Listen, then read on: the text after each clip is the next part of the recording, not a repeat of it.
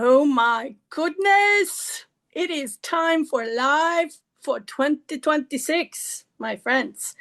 Hi, Lisa Bowles here, otherwise known as the Soul Mapper, or just Lisa. That'll do just fine too. And wow. So to those of you who are joining me real time, welcome. Please know that, as usual, Erica is in the background holding the whole kit and caboodle together technologically and all other ways. Yay. Yeah, thanks, Catherine.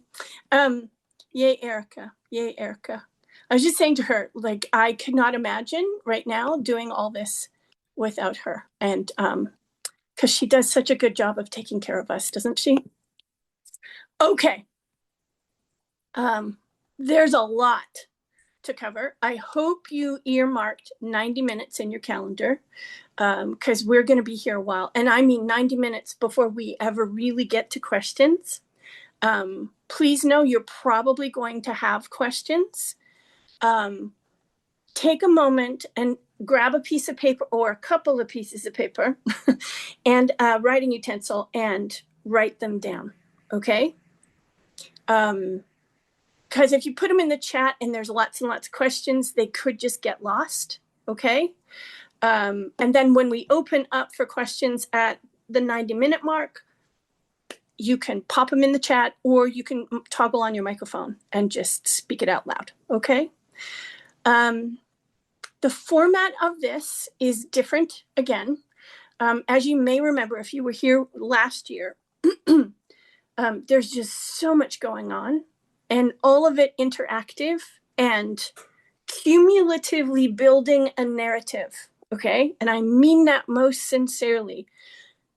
And that's not exclusive to this year. The narrative that we were living last year is a foundation upon which this year's narrative continues to interactively and interconnectively build. So I'm conveying all this information today about 2026 and beyond in quarters.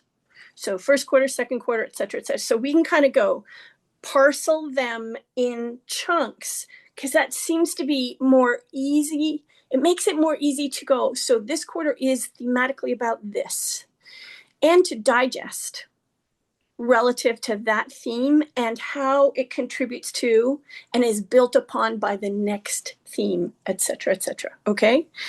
The other thing I want to make you aware of is the slides are text light, much more so than in years past. Part of that is because there's just so freaking much, like, yeah, crowded. And if you've been around for the last 5-6 months, you've been receiving the implementation guides that take the content shared during these lives and puts it into dense format, but broken out in ways that are, again, easier to digest, easier to work with based on the feedback I've been receiving. So instead of putting it all into the slides and kind of, which can overwhelm much more easily, we've shifted things. So I just want to kind of give you that as a heads up in advance, so when we get there, you won't be surprised and go, And that is kind of emblematic of these times of ours. Change, rapid, and from almost every quarter is the new background or rule of the day. I don't like to use the word rule, but it ain't going anywhere. So I wanted us as a community to kind of go, okay, so there's changeability here too, so that we practice together, witnessing whether or not that knocks us out of our own center of gravity and practice coming back. Okay, as agents of transformation who are, we're being called up. The depth of our practice is really going to matter. It mattered last year, but hoochie mama. Okay? Okay. Now, I have my own set of notes, so I cover almost, yes, less is more. Thank you, Melissa. So I may not make direct eye contact. I may be, well, I'll be, because I have pages and pages of notes. I'm going to try and be judicious, even in an abbreviated form. Those notes are. It's taken me months to winnow it down to the most substantive pieces. And still there's a lot there. So if I don't make direct eye contact, if my eyes are just doing some of this, please understand that's why. It isn't because I don't love you. It's because I want to do the best job possible for you. Okay? I think that's everything. Erica, have I missed anything? Oh, there's Erica saying the guide is developed from the entirety of live. Yep. Okay. Thank you. Nothing to add. Let's go then. We're going to dive in. I just want to check and make sure. Like, I haven't checked to see if I'm center screen or top of my head's chopped off. Erica, am I positioned in camera decently? Good. Okay, great. Thank you. Carry on. Next seat. This is the end of an era and the birth of a new age. And I mean that most sincerely. We are days away. Like, today's the 18th. We are 2 months and 2 days away from a shift of proportions that have left me just mind blown for months. And when I talk about new age, I with the dawning of the age of Aquarius, like, I don't mean that, although some will take it that way. This is far more substantial and substantive than that. And there's both optimism and excitement and soberness in today's presentation, okay, in the year. Yeah. Next slide, please. The end of an era, the birth of a new one. Keep a lookout Friday, January 2nd for your 2026 bonus resources. The favored fields PDF for the whole year. The glossary of terms PDF, we have one. It's being augmented and updated, and because we're going to use some new terms this year. And the live for 2026 replay with support guide. Now, if we can get the recording up in YouTube, on Facebook, in your platform before then, we will. But the support guide and the 2 PDFs, they will not be available until the 2nd. Okay, so just keep that in mind. Also keep in mind, taking copious notes, trying to keep up will drive you crazy. So unless brief note taking actually helps you with your process, I'm going to suggest you write down single words, 4, 5, 6, 7, for each of the pieces that we talk about, the moves that we talk about today. And then just trust, and that's a big word, folks. We're going to be talking about that word all year. Trust that of you that is called, A, to be here, B, to work with what's moving this year, and C, to show up as the agent of transformation you were born to be now. Trust it is listening. It is absorbing, okay? And it will be working away in concert with this information. All righty? Okay. Next slide, please. So before we dive into 2026's big backbeat, there's a handful of things very much worth keeping in mind, okay? We're going to do this slide by slide. Next slide, please. Now, I talked about this just a moment ago. It's the end or the death of an era, and I use that word intentionally. If it triggers you, pay attention to the trigger. It's useful. It is the beginning or the birth of a new age. And at this point, I'm going to say it is early labor on the way to birth, okay?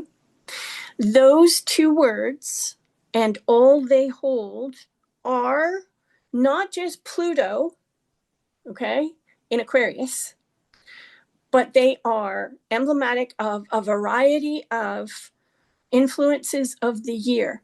Pluto in Aquarius is being joined here, there, and all over the place by thematically attuned and amplifying end and beginning, death and birth or rebirth. It's what some are calling a Genesis moment. What's a Genesis moment? The origin or coming into being of something. Now, so that can be a political movement, but in this particular case, is everything. The thing that I would add is that we are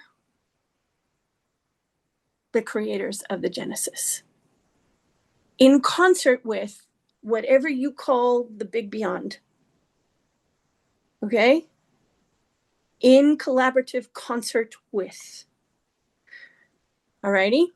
And those, arguably, at the beginning of the era that is coming to pass, were not in that understanding. Many of the human beings alive today aren't either. But you and I, at least cognitively, we have the opportunity to be. And that can change a whole lot. Next slide, please. Last year I said 2025's astrology was unprecedented, and it was. But this year's unprecedented squared. So, like, take that mathematical to the power of 2. That's what we're talking about, plus, for a handful of reasons. Like, it is off the charts and unprecedented because there's a whole bunch here happening that everything astrology and astrologers are watching and observing tell us this has never happened before. We have never been here before. And we've certainly never been here with this mix of realities and potentials.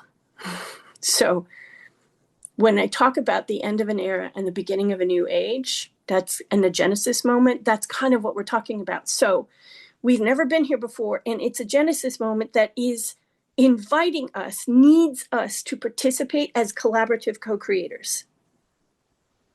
Now, what does that mean?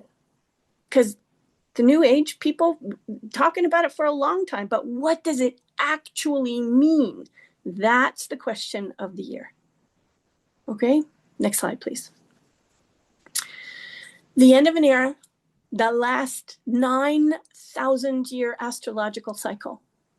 9,000 years. Think about where humanity was 9,000 years ago, what culture looked like, what societies looked like, what the rule of law looked like, if there was any, who ran things, who didn't. Okay, just days away.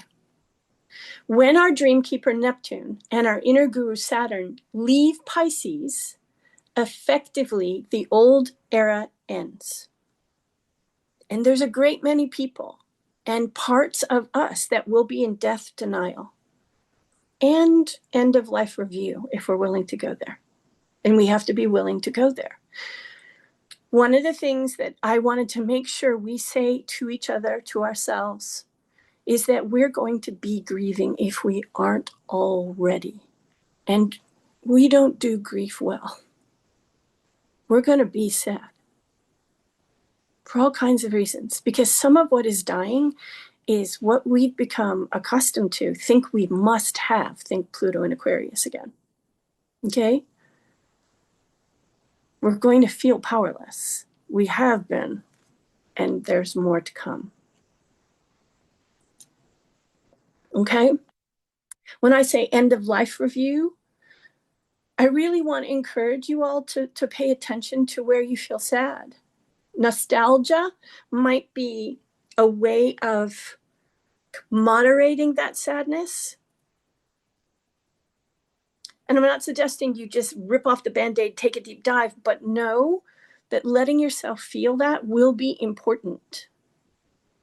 Because if you can't feel grief, you can't let go. And as ages of transformation who are being called to lead what's coming or what is, If we can't let go, we can't help anybody else do that either. Not really. Because they'll only be able to release or let go to the degree we are able. See what I mean by sober? Next slide, please. The beginning of this new age, the imminent 9,000-year cycle, is just days away. Okay? When our dream keeper, Neptune, and our inner guru, Saturn, meet to partner at exactly 0 degrees Aries, that new age begins. But it's the early labor of birth. So we are present to Pluto, representing life, death, rebirth, that whole transformational cycle. And here it is again, with the amplitude and magnitude of the beginning of a 9,000-year cycle, calling us into conscious collaboration and co-creation of a new age. Okay, next slide, please. Both the end and the birth are overseen, as I've said, by our transformer, which is, that part has never happened before. Not ever. In the multitudes of combinations of this working with that and that happening, well, this never happened before.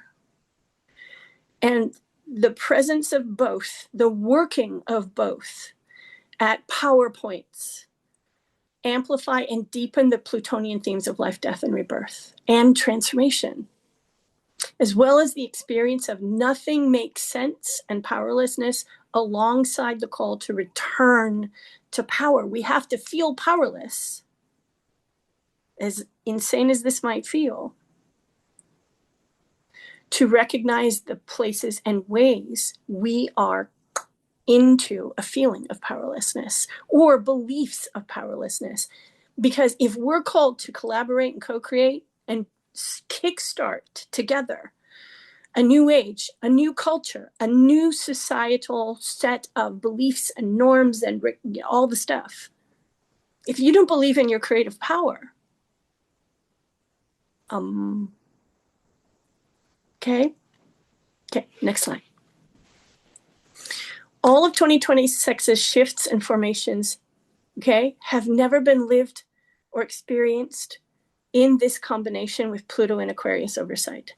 So Pluto and Aquarius, we've been here before, but not while Neptune and Saturn come to 0 degrees. And I'm going to talk about the meaning of that more when we get there.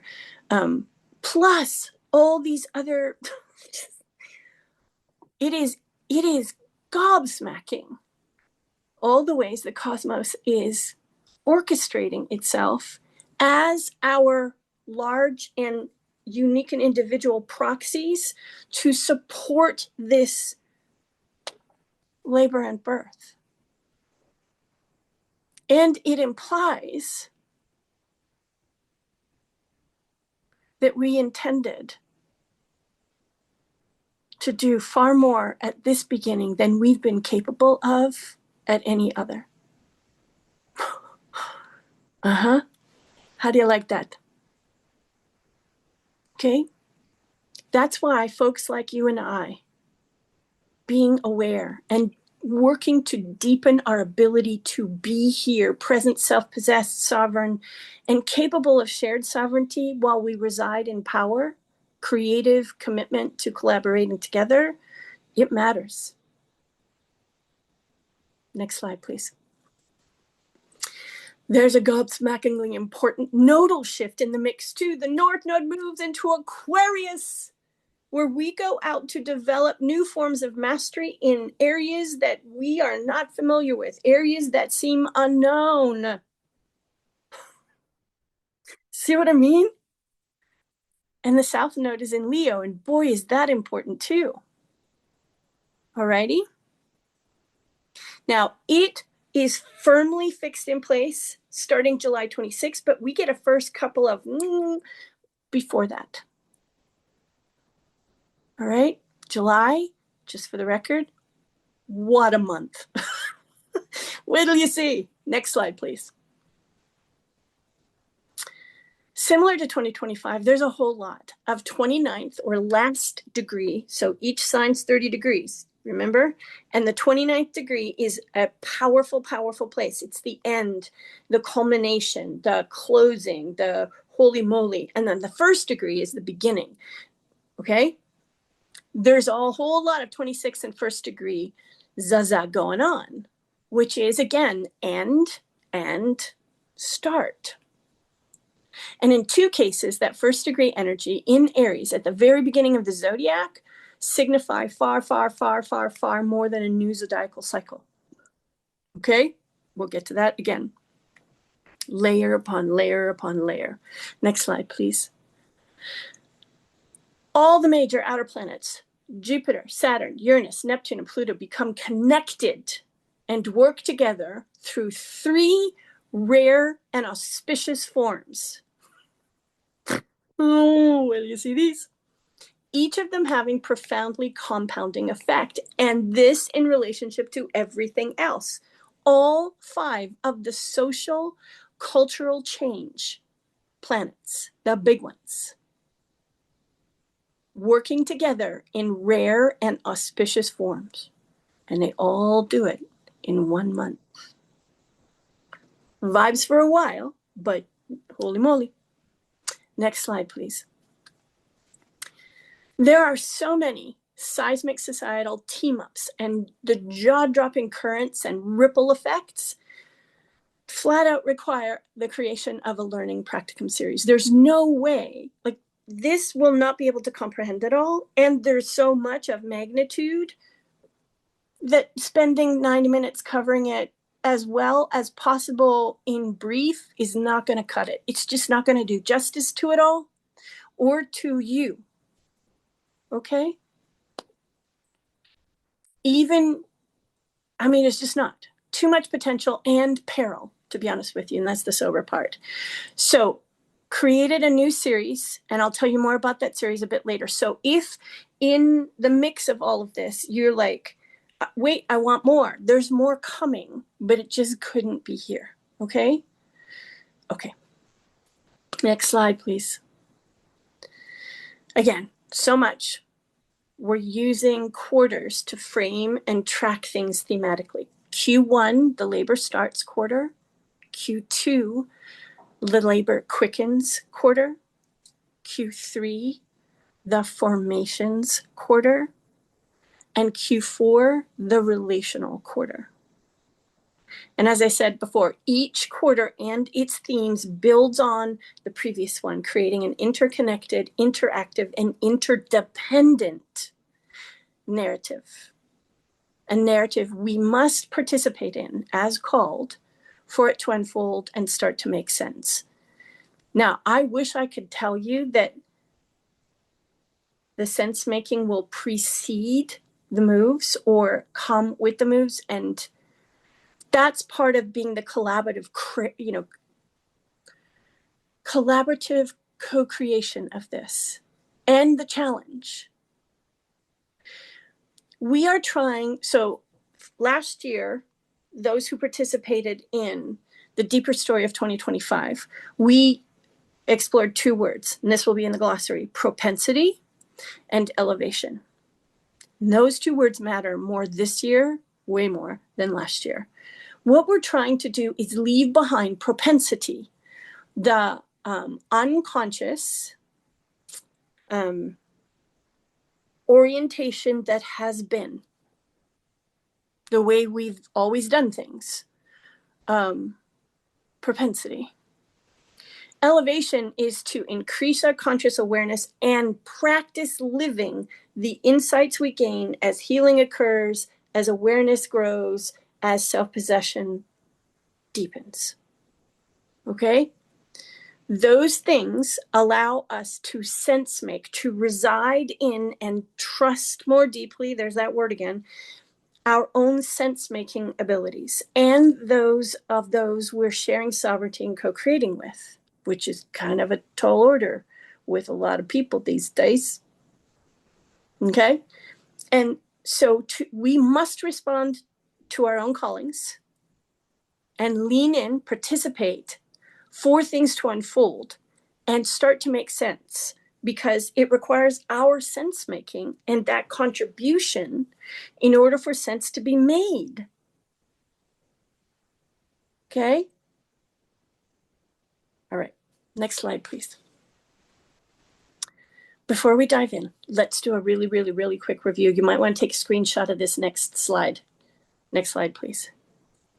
These are currently in motion. All right? And the dates are at the bottom. They will be in motion where they have been working until those end dates, right at the bottom of each circle. Okay? You might want to take a screenshot and just keep that on hand. If you're unfamiliar with what these particular workings mean, please go back to Live for 2025 and grab the notes or your own notes. Okay? Refresh yourself. It might be useful. If you don't feel compelled to do that, then don't. But if you do, that's where to go. Because even right now, our inner guru, Saturn, for example, is working in Pisces, finishing up old. Yep. Okay. Our benevolent rebel, Uranus, is working in Taurus and will be until April 25th when he moves. We're going to be talking about that. So that's the general idea. Okay. Okay. Next slide, please. Key things of note for people like us in the body practices and therapies. Can I tell you how important that's going to be? Okay. Presence, self-possession, sovereignty, and shared sovereignty practices. Oh my God. And I don't mean that from the perspective of, if that's your work in the world, 2 thumbs up, 5 gold stars. I mean, we need to be doing them and at an even deeper level than we were before. And I'm just going to highlight shared sovereignty. Our understanding of that is going to be developing by leaps and bounds. And from the looks of things, there are those who are going to be working to undermine that because they're trying to hold on to the old era. And shared sovereignty really doesn't fit unless you happen to be of a certain milieu. Okay? The islands of coherence. I don't know who coined that phrase. If anybody does, please type it into the chat. But islands of coherence are absolutely necessary. Aquarius again, doing the work, okay, in community.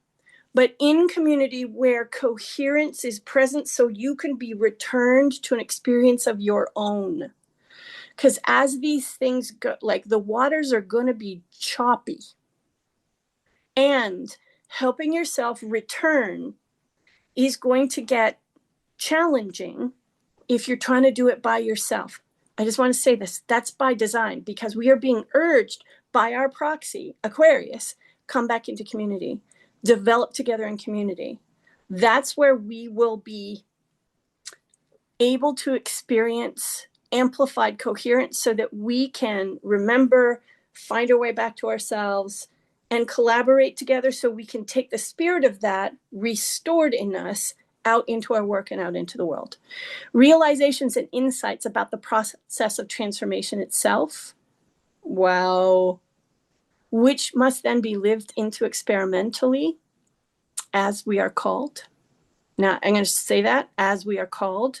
So what you're called to live into experimentally will not be what I am or whoever. Okay? So FOMO, fear of missing out. Or if you're trying to compete because stuff tells you you're supposed to, old era, hard. In the body practices and therapies, present self-possession, sovereignty, experimenting our way into a new paradigm while untangling ourselves from the old. We too will slip back into propensity. That's what the work of consciousness is about. That's what the work of healing is about. Okay? All called to deeper understanding of and living our authenticity. That word is going to be big again. But we have a better sense that you don't just cognitively decide you're going to be authentic. We have to work at allowing ourselves to be authentic. And in the face of some of the things, I mean, this last year has shown us what we might feel up against. And to be authentic in the face of that, uncertainty, chaos, and confusion are at the leading edges of practice and service for all of us. And so you might find yourself, if not saying it out loud, wishing it would all just go away. It's not going to. It is a component of the practice. We need that in order to help ourselves not go for or go less for that which we are accustomed to. We need to be confused so we don't just proceed from, you get me? Agents and facilitators of transformation must become more comfortable with and lean into their own practices. Okay? Purpose and calling, purpose and calling, purpose and calling. More people than we've probably ever seen in our lifetimes, and maybe in the history of humanity, are going to be feeling called. They probably are not going to know what that means. They're probably not going to like feeling it. And here's the other thing. They're probably going to, at least at first, attempt to live it from the framework of the old era and all the paradigms in it. All righty? We are going to be helping ourselves untangle ourselves from the old era and the paradigms in it. Right alongside them, we'll just be a little further ahead. Hopefully. Okay? Next slide, please. Change will continue at a blistering pace, in almost every field and industry, bar none. So when the Favored Fields PDF is published on the 2nd, please go grab it. In this particular instance, I am just not going to focus on every field imaginable. I'm going to focus on transformation fields, related transformation fields. So you know, because otherwise it would be a book, not a couple of pages. Okay, next slide, please. So in order of when they began, here are the new backbeats for 2026. And the first one actually starts in 2 days while we're still in 2025, but the lion's share of its effect is in 2026. And that's Black Moon Lilith shifting into Sagittarius, December the 20th. Now, Black Moon Lilith was a new introduction of the pantheon of planets, our proxies, last year, because it is having tremendous effect. We're going to dive into that when we get into the quarters review. The next one are what I'm calling the 8 percussions. Okay? And what I mean by percussion is a beat goes out, whoa, whoa, whoa, whoa. Another beat goes out, a percussive beat, whoa, whoa, whoa, whoa. Everyone's going to feel it. They may not consciously understand it, but they're going to feel it. And it's going to affect percussively. So think frequency wave. In astrology, these are called trines or oppositions. So you kind of know what I'm talking about. In a couple of cases, the percussions are parts of a series of percussions, 3 and 5 respectively. And they are happening from January all the way to November. And we're going to review them, but they're going to be slotted into a quarter. Our Dreamkeeper Neptune shifts back into Aries and stays put. It went into review mode or preview mode, it's a better way of putting it, in 2025. But now he's coming to stay. Our inner guru Saturn shifts back into Aries, same deal, preview in 2025. It moves back into Aries where it's going to stay for a couple of years on February 14th. Happy Valentine's Day. And then Mercury has a trio of retrogrades, all in water element. All of them. That means something. The new nodal law, an 18-month eclipse series, kicks off February 17th. And again, you may remember the North Node, where we go to out into the unknown to cultivate new mastery, to develop, to grow. Aquarius. Next slide, please. Our benevolent rebel, Uranus, shifts into Gemini. Okay. Our curative effect, Chiron, shifts into Taurus. All right. For a preview, our fortune finder, Jupiter, shifts into Leo on June 29th. The 3 formations happen in July. Our charisma of cause, Venus, goes into a big and significant retrograde, October, November. So if you just want a short form, so what happens when and what's the order? Go back to the previous slide, Erica. Take a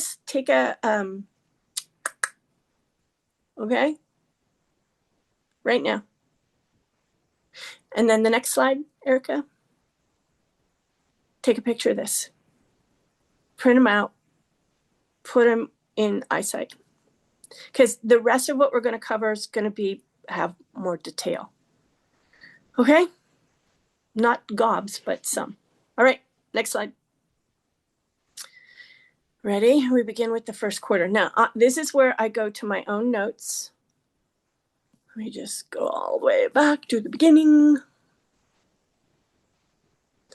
The labor begins, my friends. So think about water breaking. If you are an individual who has the ability to conceive, gestate, and then labor into the birth of a human being, and you have done so, you know what early labor is like. Very, very early. That's what we're talking about. Okay? Next slide, please. So, Black Moon Lilith shifts into Sag. Now, in the previous slide, I said the 20th. Some astrologers are saying the 21st. So I put both dates in here and promised I would say that out loud so you can monitor experientially when you sense, if you do, the shift, okay? It will be there till September the 14th, which is about 9 months. I don't think that time frame's an accident. Just saying. Black Moon Lilith is the feminine force, and I don't mean the feminine principle, but the feminine who refuses to be oppressed or controlled. Absolutely refuses.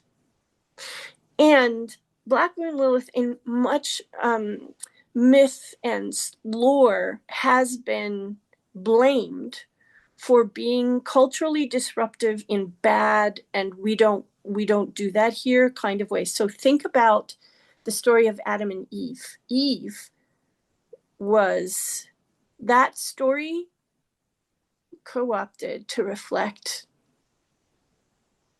Black Moon Lilith. Bad woman tempted this man to not trust God. Okay, you both get booted out. That kind of a deal. And Black Moon Lilith says, you can tell whatever story you want about me. You don't own my story, and I'm not buying what you're telling me. Okay? Now, for many of us, that piece of us got, I'm just going to say buried for protection, but it's always been there, and she is surfacing, has been surfacing these last few years like crazy. She's been working in Scorpio and will be until the 20th, 21st. Now she moves into Sagittarius. And that energy means that she begins to truth seek and truth speak. In a kind of adventuring, explorative vibe. But if her adventure and exploration, someone attempts or something attempts to curtail or control that, look out. She's also involved with truth seeking, informing philosophy. And this is the philosophical suspicion that sends her on an adventure or on an exploration. The other thing about Sagittarius that I'm paying really close attention to is honesty and outspokenness. Like, wowza. And the call to independence and freedom. Okay? So that's going to be alive in everybody, and I suspect particularly in women, or those who identify as women or femme identify. Right there. Now, I'm going to say more about masculine, feminine, both as genders or on the gender binary, and the creative principles of the masculine and feminine in the series that's coming up, because it really matters. And paying attention to it for people like us, that's going to matter too. Next slide, please. Percussion number 1. So remember I said,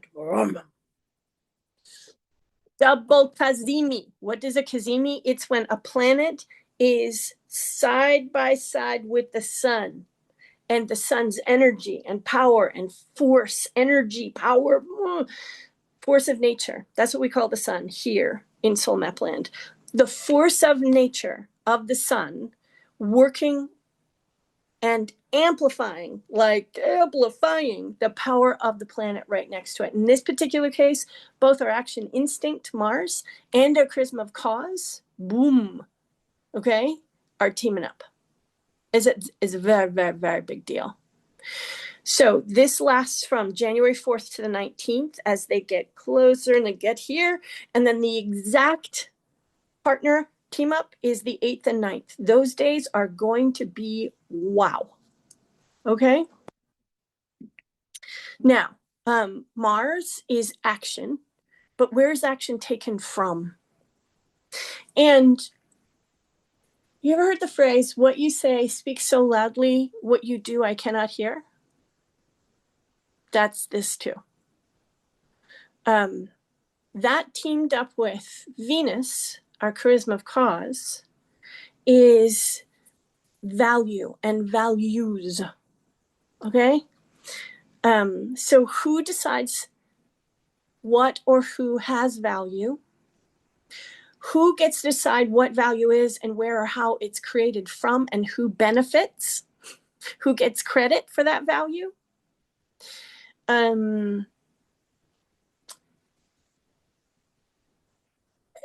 Just based on all the things I see, and this has been kicking around for a while, it's not new, but it's going to amplify the desired control of the narrative.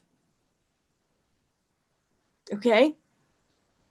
The desired control of the narrative. So think about the previous era and who got to decide this, and who wanted to control the story that was told about it, or the story that was told to the people about their place in things. Okay? And this is part of what and I didn't coin this phrase, culture war. And I know most of us don't like that word, but it applies.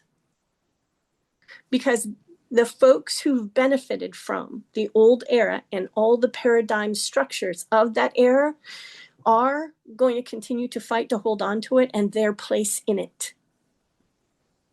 And so now with this percussion and its team up, because it's a double kazemi, this is honkin' powerful. People like us and those we serve could be supported and boosted in ways that are kind of mind-blowing. And those who are backlashing about it, so just know that will be present. This implies a deep debate between proclivity and elevation. And I mean that. There's somewhere in all of us, there's a debate about this. And the call to elevate, bumping up against, yeah, no, we like this the way that it is. Okay? And inside all of that is, so how do I be self-possessed in here? How do I be most sovereign? How do I build the capacity for that? And in what ways are we called to develop shared sovereignty here in the face of those who would attempt to control our narrative and tell us what culture is or isn't? what value is or isn't, who gets it, who creates it, who benefits from it. You get me? Okay. Now think about that in relationship to your work and your purposeful business, because that's going to be there too. Okay. Next slide, please. Our Dreamkeeper Neptune shifts back into Aries on the 26th of January and stays until 2039. Okay. This is a call to enact vision, and vision of what this next age is going to be. What is the culture? What societal norms and agreements and beliefs are part of that vision? Who gets to enact that vision? Okay. So what is it, and who gets to enact it? And where does that vision come from, if you please? Does it come from proclivity, which is, I'm just going to say this, under astrological terms, conflict, dominance, war? The one thing I would say is that, quote unquote, war and conflict is not going to look like the way it has looked like. It's going to be different. It already is, but whoosh. So for those who hear that word and think World War I, World War II, atomic bomb type of stuff, I can't say that we won't see atomic activity. But even there's going to be some wild shifts of innovation, and the influence of humanitarian call for that energy to be used for the common good. But as these two, the old era and the new era, is just not going to look like what we understand war to look like. Okay? And then the elevation piece is, if we're responding to war and domination attempts sovereignly, what does that look like? How do I live that? And how do I live it in collaboration with community?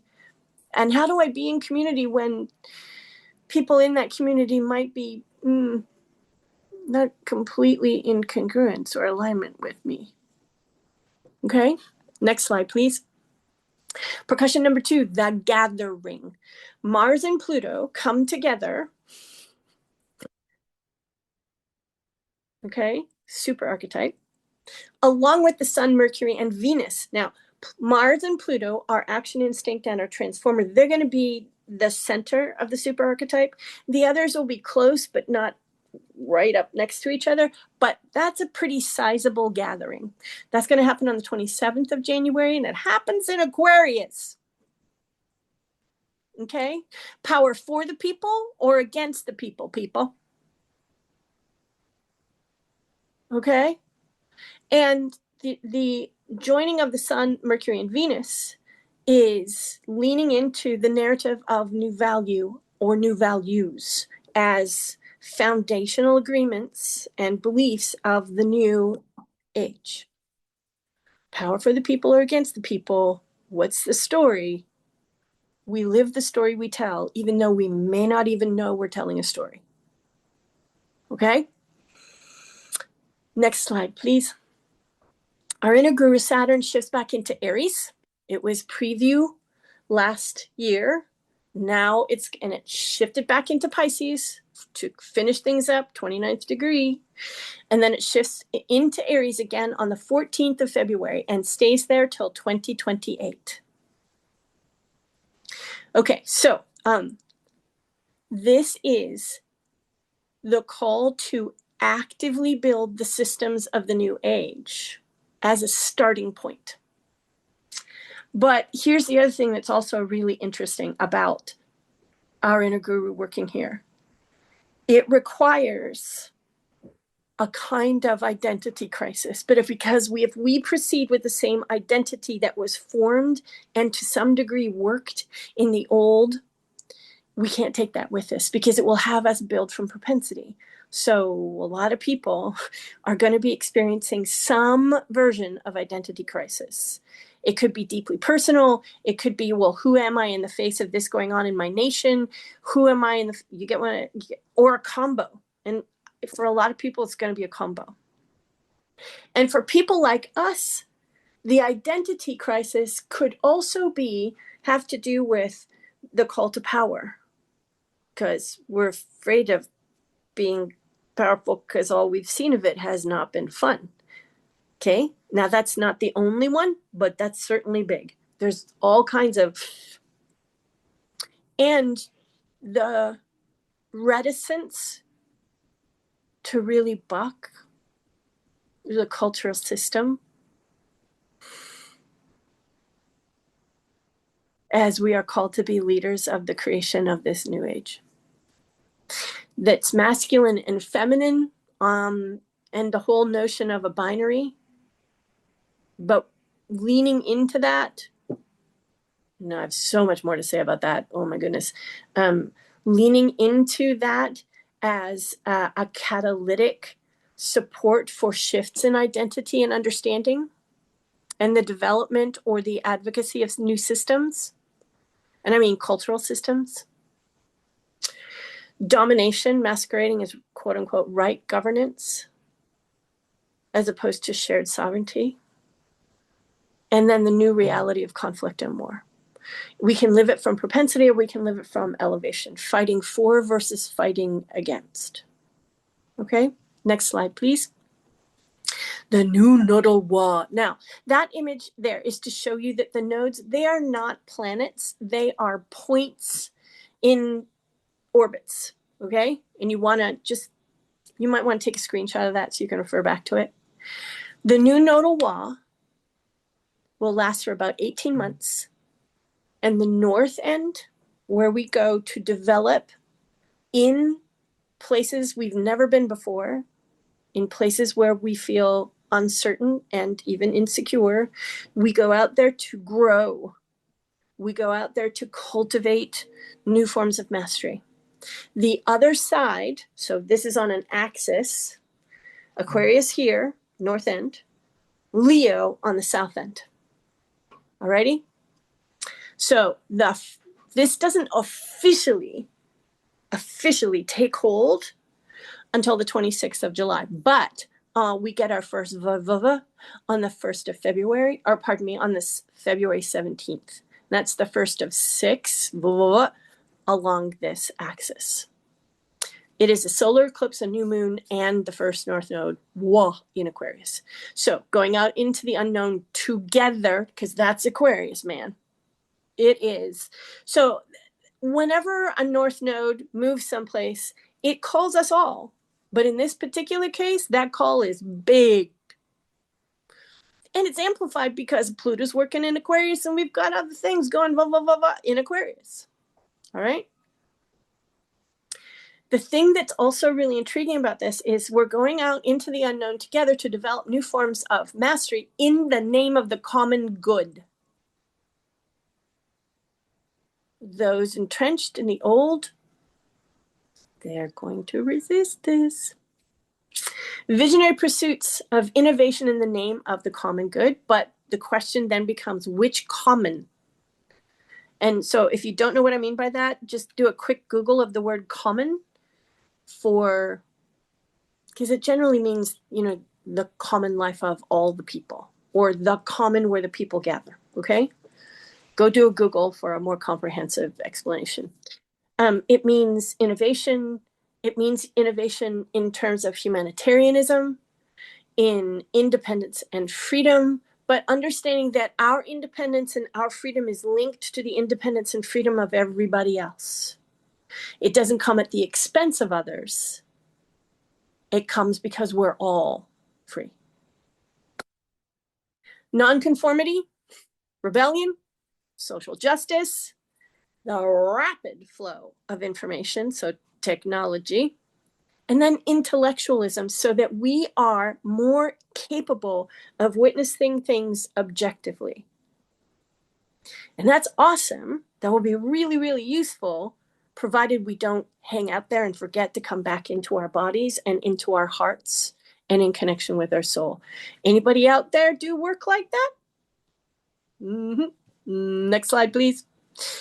Percussion number 3, the Aries point activation. This is the big kahuna. This is when the old age, and the new begins. Okay? February 20th is going to be a big, big, big day. It's when the water breaks. Last time it happened, 9,000 years ago. It is a progenerative explosion. What does that mean? It contains the power and function of creating or originating and producing new life and new culture. Okay? And again, you're going to have those entrenched in the old who are not consciously in the vibe resisting this because they want to retain. We get to decide who does that. That belongs to us, people. Okay? There will be a generative ideas explosion. And not just on that day, but because of this day.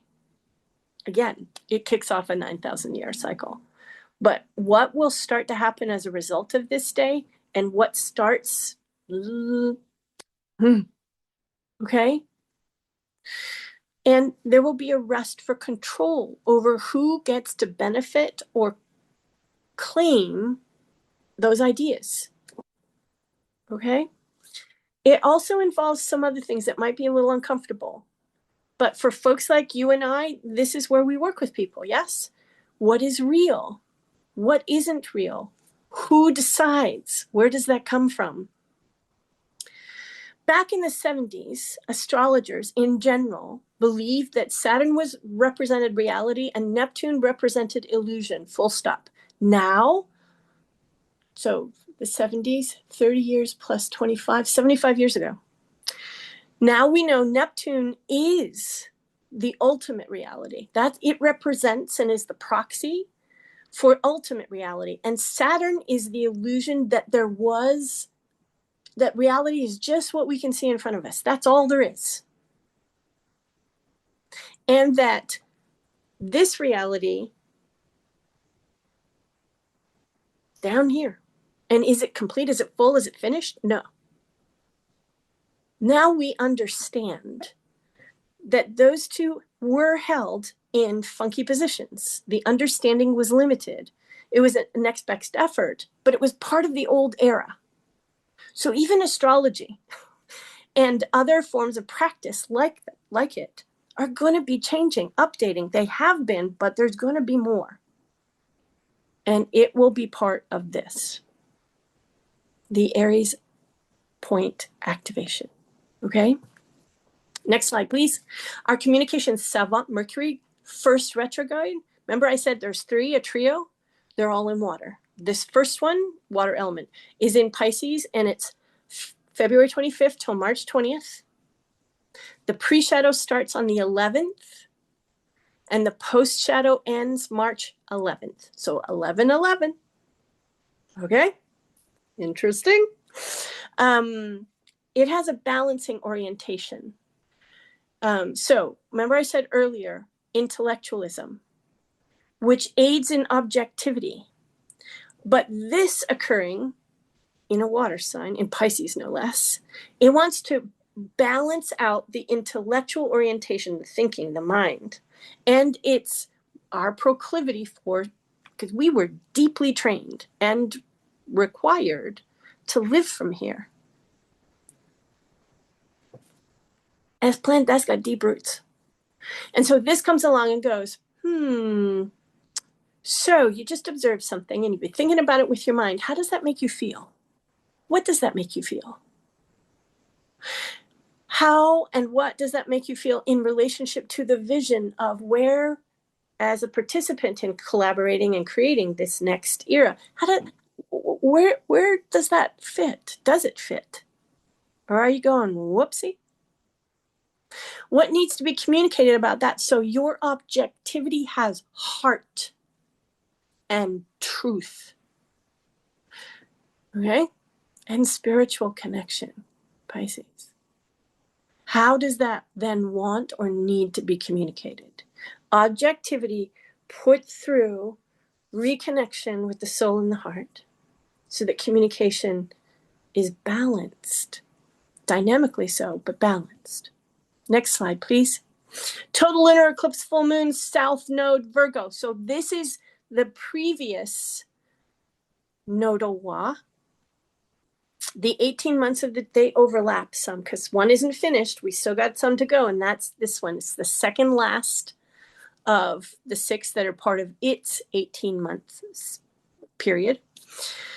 It has called to continue to release or let go tendencies towards perfection or perfectionism, over analysis, worry, and a need for control. Because it understands that self-possession is not the same thing as control. And self-possession cannot be experienced or lived from if you are over-controlling yourself. It wants to help us integrate a more intuitive, compassionate, and spiritual approach to life. And it wants to help us really let go of those things so that daily work as a form of service or spiritual practice becomes softer and more authentically attuned. All right? So I'm going to add one other word in here. Alongside perfectionism is comparison. Because, oh my goodness. Q2. We're going to have to pick up the pace, folks. See what I mean? There's just so much. Labor quickens. Next slide. Percussion number 4. I'm going to call this contagion. And this refers to what I said earlier about conflict or war. What we're just going to see and what we've already started to see, because some of these the vibes of these are so big, we're already feeling some of the effect of them. So this is Mars, our action instinct, and Saturn, our inner guru, team up. So, right? Think about what we just said about Saturn. It is the illusion that what's physically present is the only thing that's real. And that's that.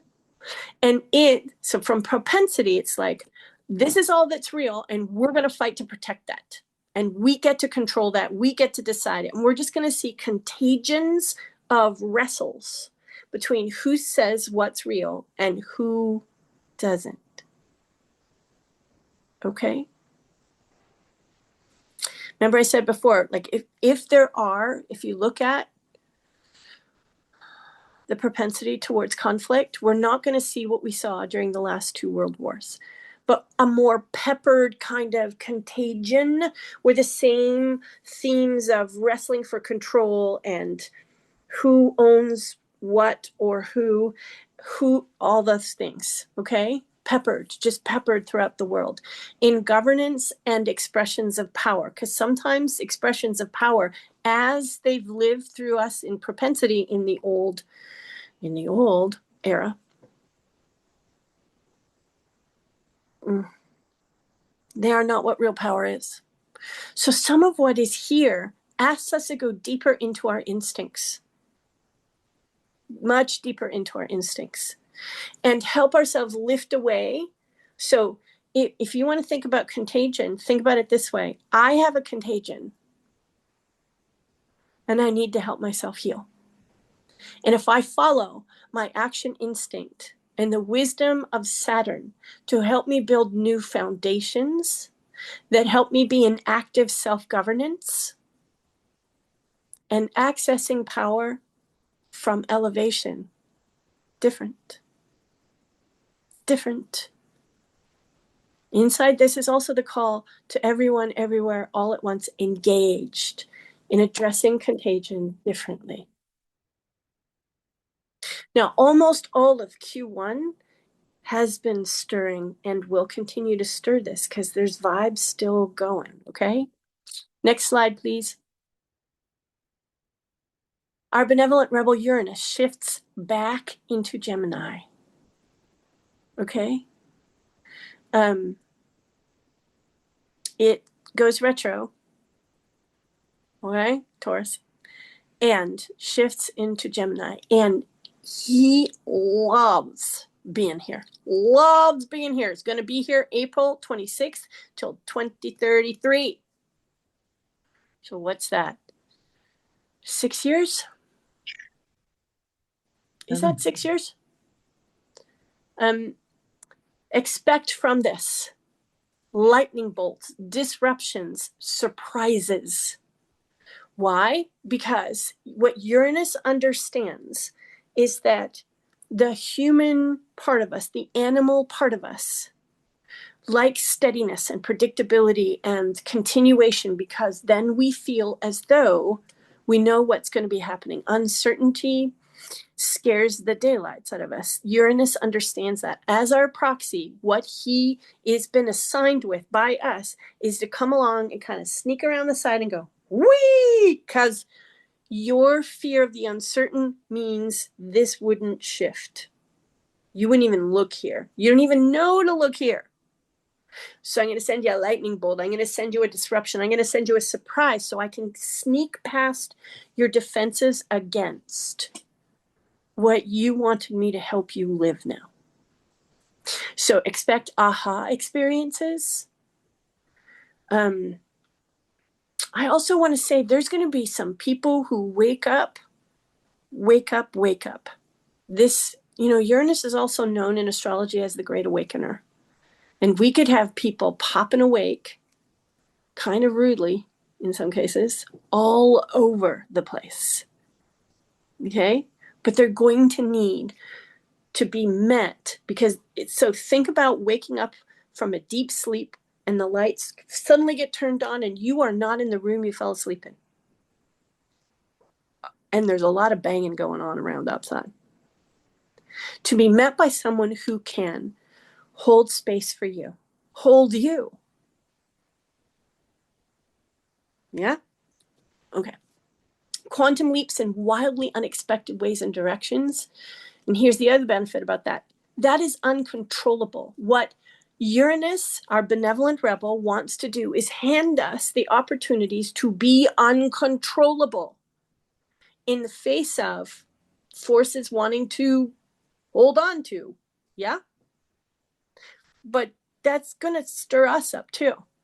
And we have to help ourselves partner more with Uranus so that if he throws a quantum leap in our direction, we can lean into the uncontrollable nature of it so we are less hampered, we are less controlled.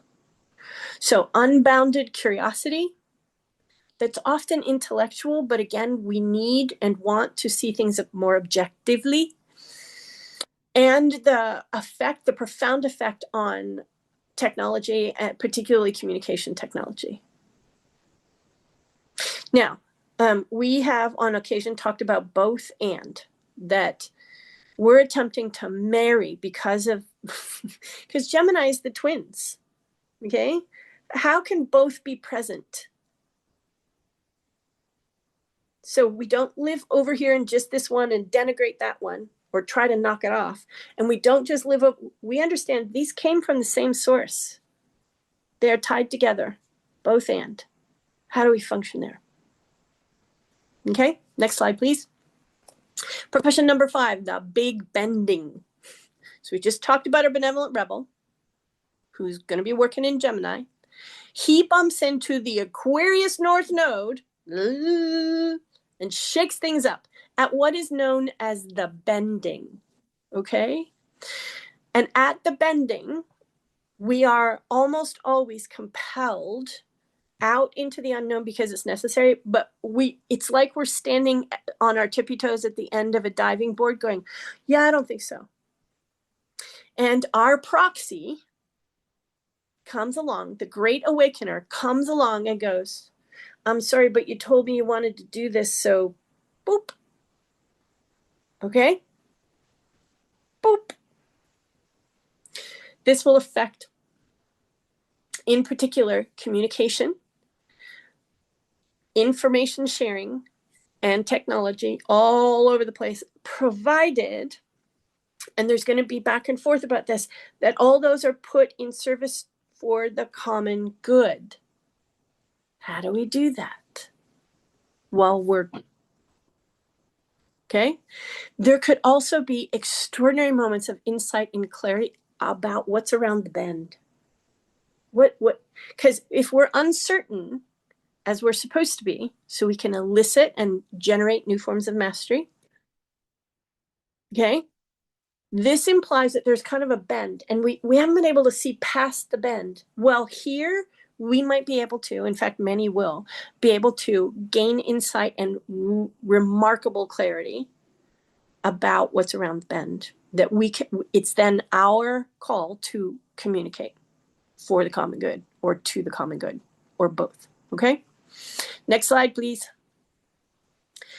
Curative effect, Chiron, who has been working in Aries for a very long time, shifts into Taurus. June 17th till September 17th, 2026. Now, why is that? Because that's same year, huh? What? That's a preview window. He's going to go into retrograde on the 17th, and he will go back into Aries for a while and return to Taurus in 2027. So we're going to get a preview. Okay. And in that preview, the core wounds of self-worth, security, and our connection to the material going to get attention. It also wants to take us on a learning and perhaps healing journey from scarcity to abundance. Now, many of you have heard me say this, but I'm going to say again because holy moly. What my work has taught me is the first and primary source of scarcity is a scarcity of self. When we are living in an experience that, and we don't cognitively understand that, we are not present to ourselves. We feel profoundly insecure and we panic. We go into extreme anxiety and we get triggered far, far, far more easily, and we flail. And abundance is very, very far off, because the first kind of abundance we're looking for is the fullness of us. Okay? And the valuation, not as a commodity, but as I value myself exactly the way I am at any given moment.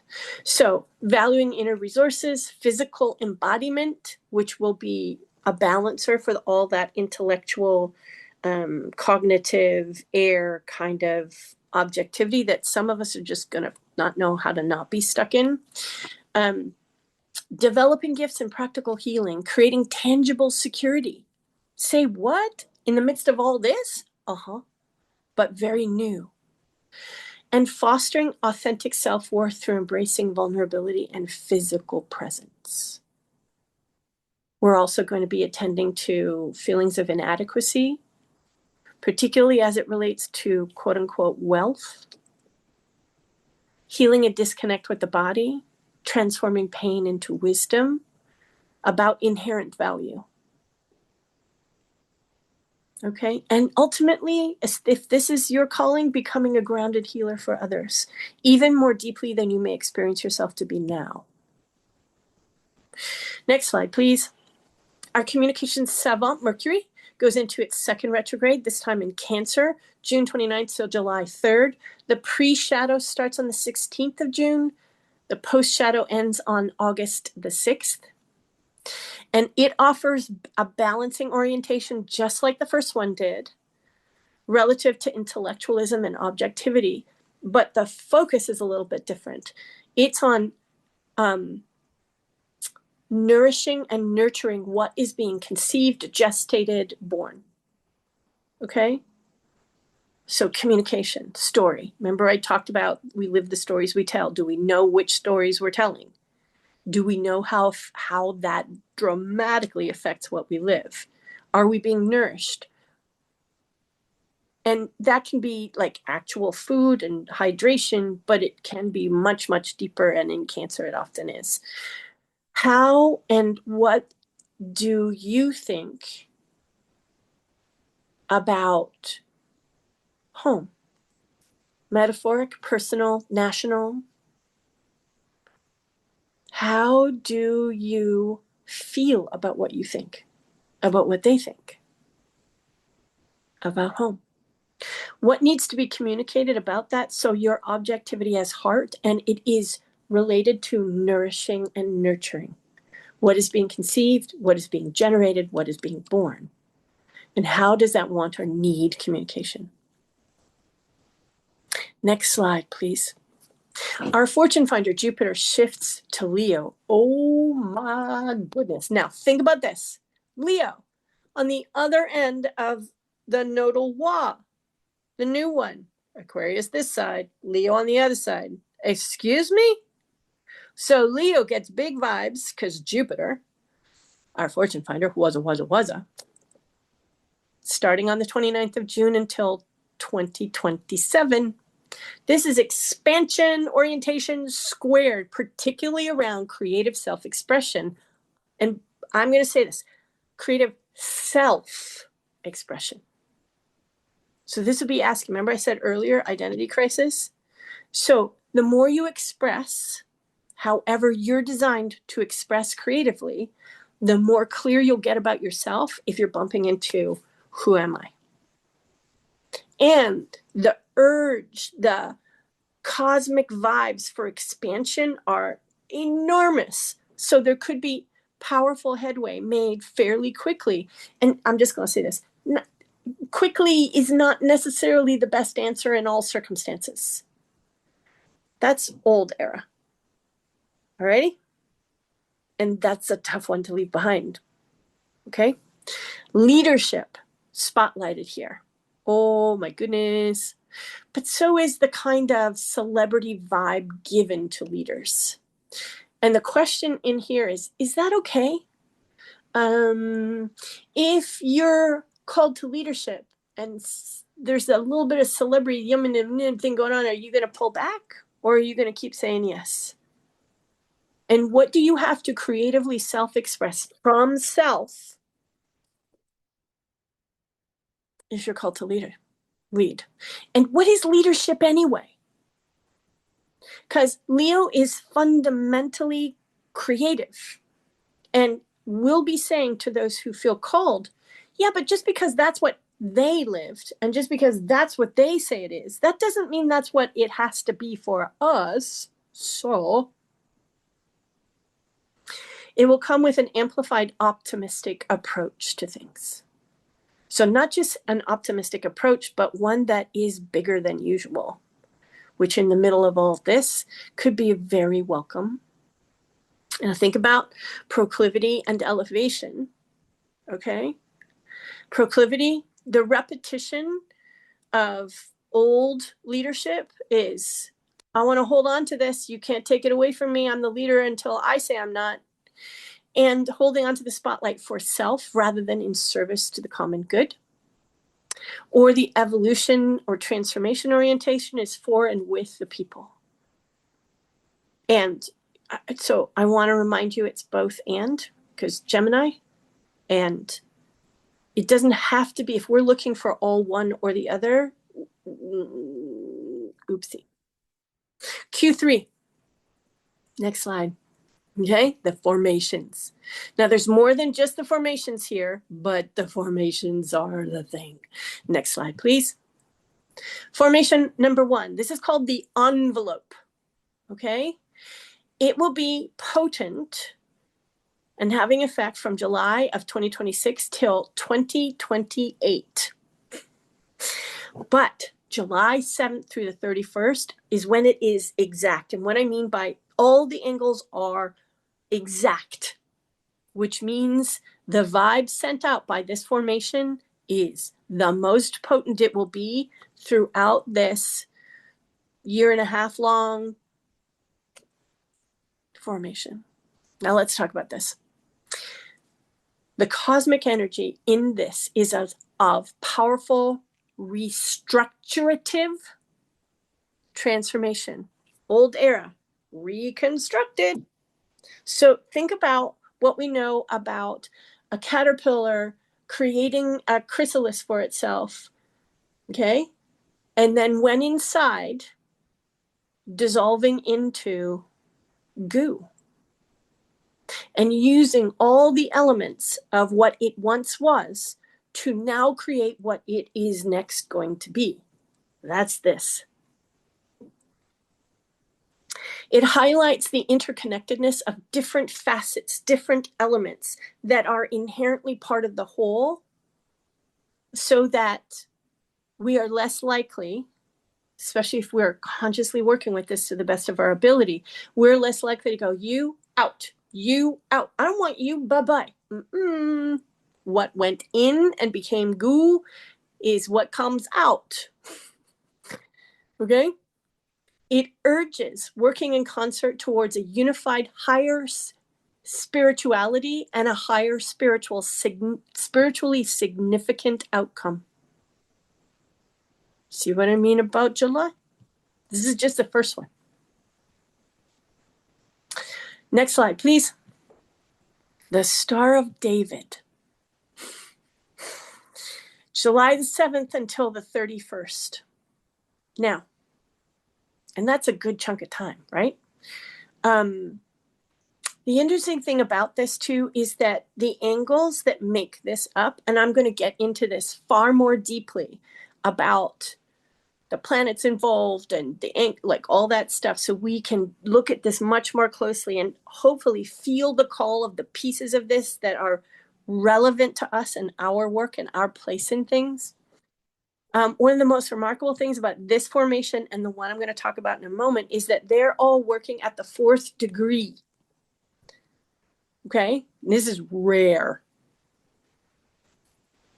And what this offers us is it revolves around harmony, balance, and the integration of diverse energies. Really? But it's coming at us differently.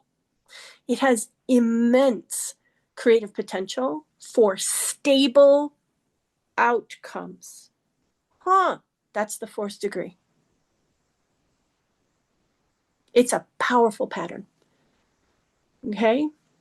One of which is in all earth signs, and one of which is all water signs, signifying a unique potential for spiritual and material alignment. Now, here's the trick, and this will be true of the next formation we talk about.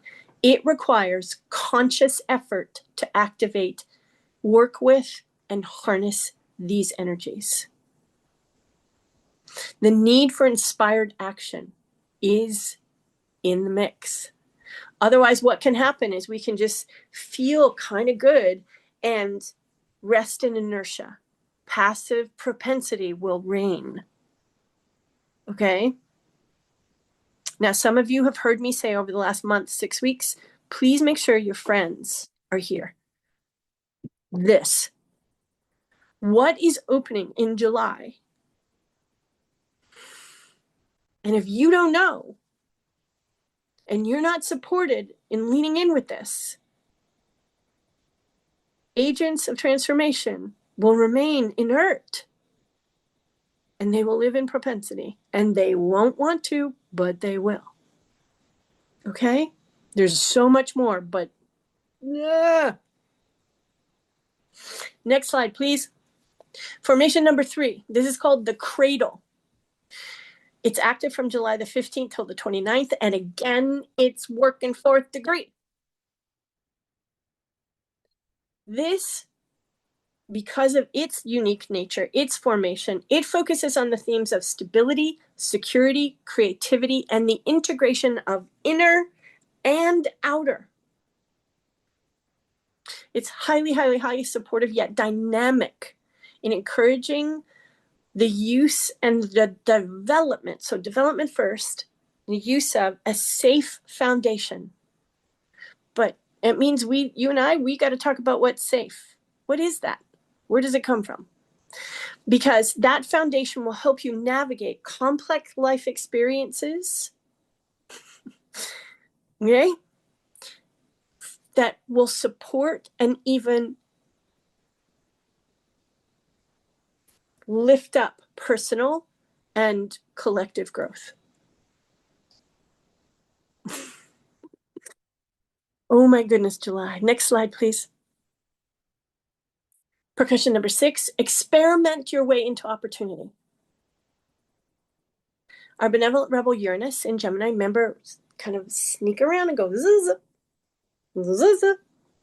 It power teams up with our dream keeper, Neptune in Aries, on July the 15th. This is the third of 5, and that's a really important. So these two do this particular dance together 5 times. 2 happened last year. 1 is happening this year, and it's the middle. Okay? And it has, in a smaller but still really, really powerful way, a vibe similar to the Aries Action Point activation, which means in July, we send ourselves this, okay, with the call to experiment our way into opportunity. If we've gotten jazzed, and by jazzed I mean, kind of jostled, and we're more out than in our own center of gravity, and the optimism we occasionally feel isn't with us long enough, and we're just kind of shaken and stirred. This comes along and reminds us deeply and kind of goes, experiment your way into opportunity. All is not lost. Don't believe that it is. Okay? Insights galore. If you need the call to act and you can feel, I need an insight in order to do that, because sometimes that is true. Boom. Now, for those of us who are risk averse, okay, our old triggers and old trauma or old era framework that still resides, at least in pieces, inside us, is interfering with the call into this new age and our position as someone at the front lines, and into increasing capacity for self-possession. If risk knocks us out of self-possession, and as a result, an expression of courage. If trigger or trauma owns us, and not us owns us, then we will either we will just not experiment, or we'll inhabit the call to experiment our way into opportunity, carrying with us old pieces of the paradigm, the last paradigm. We want to be careful. And I don't mean so careful that you just risk averse. Okay? This is why islands of coherence, critical. Because when stuff like this comes along, we want to be in the company of those who are saying yes to experimenting their way into opportunity. Okay? There will be bad actors, likely, with this one. Now, there's bad actors now. But people who come from propensity and proclivity, because the question also up as we, in these very early days, kind of walk our way together into, so how do we create new culture? What would we like that to be? The question from the old is, who owns opportunity and the outcomes? Who owns the credit for that, for the experimentation and the innovation and the outcomes of that? Who owns that? Me. You don't get that. Really? Okay, so that's in here too. Again, islands of coherence. So you're not out meeting that all by yourself, and you're being restored back into vibe because you're connected. Okay? Next slide, please. Percussion number 7A. So there's 2 of these, one in this quarter, one in the next. New approaches, if you please. Our benevolent rebel. Power teams up with our transformer, July the 18th. It's the first of 5. Okay, so there's 7A, 7B this year, and then more next year. What this will, I just need to say, if you're an agent of transformation and you know that, this will be calling your name. And the approach that this will be calling us to is one that comes from your nature, your makeup, your creative essence. And boy, I have more to say about that, but we can't do it right now because, oh my goodness, too much, of course. In partnership with the formations of this quarter, it requires active engagement. Otherwise, you will shift and come from propensity. And I know you don't want that. Next slide, please. Percussion 8A. There's 2 of these. This is the first, the next one I think is in the next quarter. Are you as awake as you need to be? There's a great many of us who believe or know that we work in transformation who are pretty set on, I'm awake. New age. So our Dreamkeeper, Neptune, working through Aries, power teams up with our transformer, Pluto, in Aquarius. Oh my God. Like, Hoja. July 25th. Now, again, this is overlapping with the formations, requiring active engagement. Pay close attention to your resistance for signs and clues that are specific to you. And if you work with clients, pay close attention to theirs for signs and clues. Resistance to old era vibes and demands about being awake, they will be here for all of us. There's just, they can't not be. Okay? If there is resistance, pay close attention. All right? Next slide, please. Oh my gosh. So, the new nodal wa, Aquarius and Leo, this time working the south end on August the 12th. This is a total lunar eclipse. This is going to be big. Total lunar eclipse, full moon, south node in Leo. So south node is, you have developed forms of mastery. You brought them into life with you as gifts and natural genius, things you don't necessarily have to work at to develop. They're just here.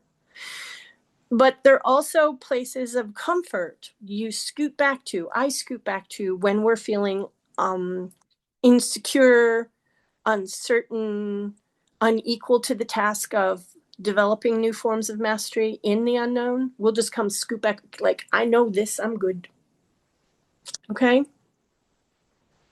This one is going to give us a really significant support for release so we can move into the path of growth that Aquarius is offering at the North Node.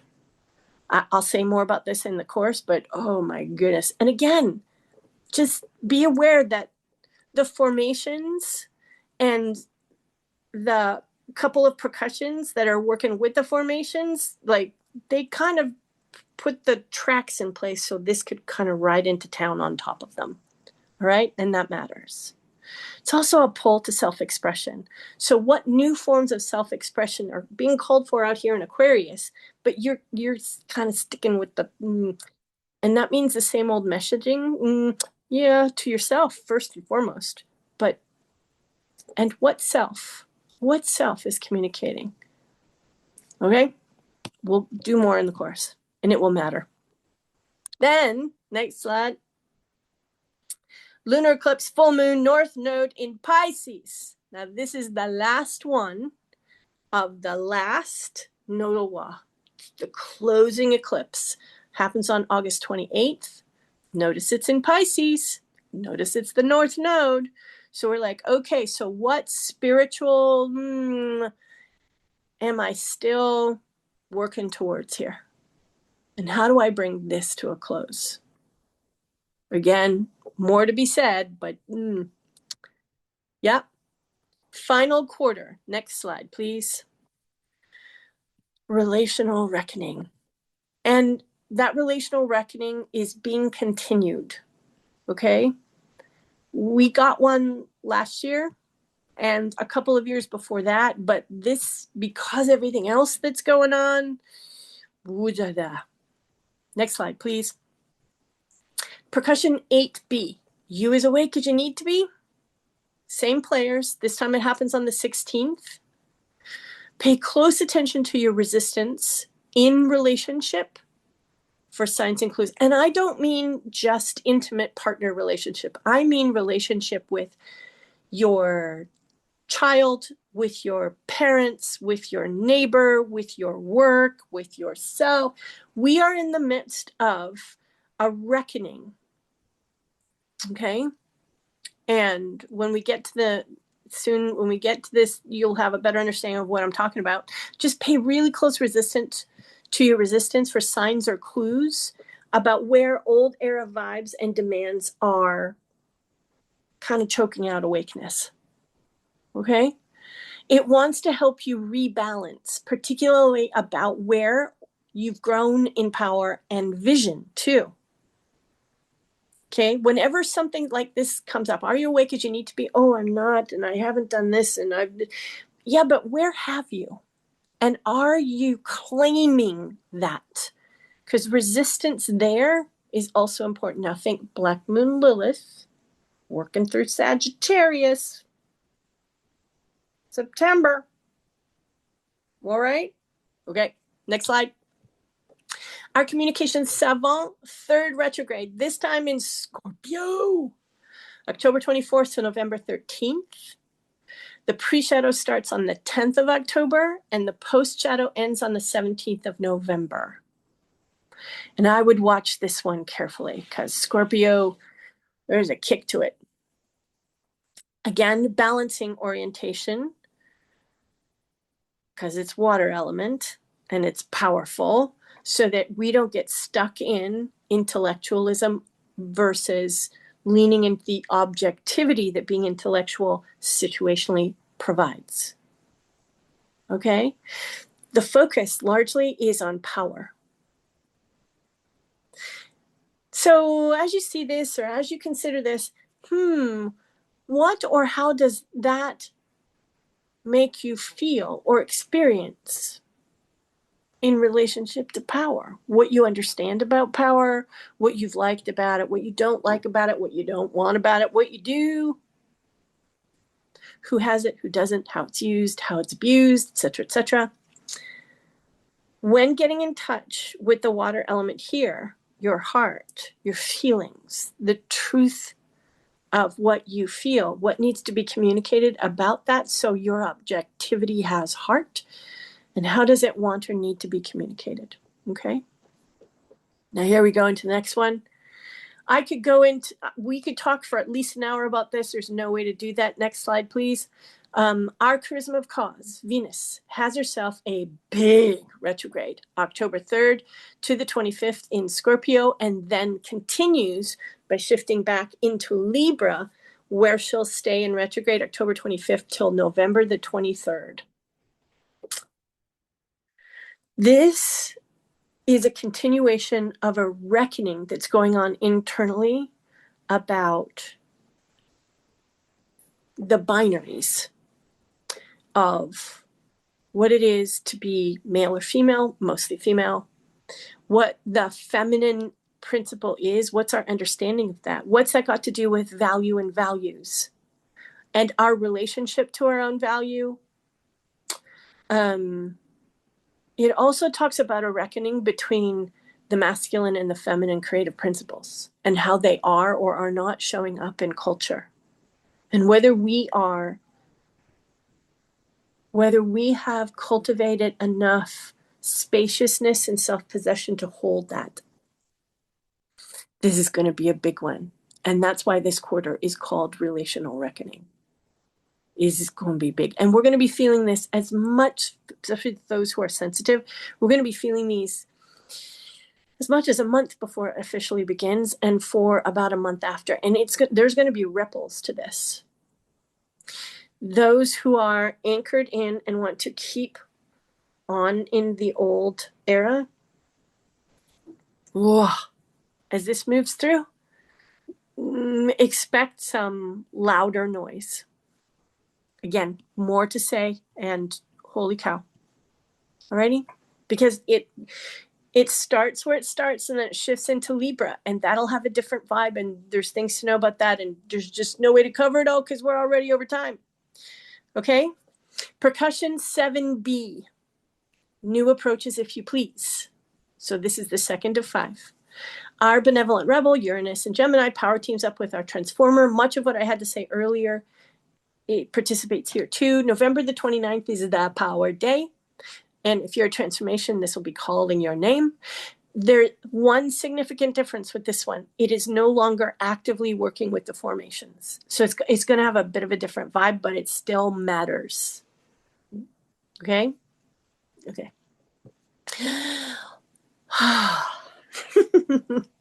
See what I mean?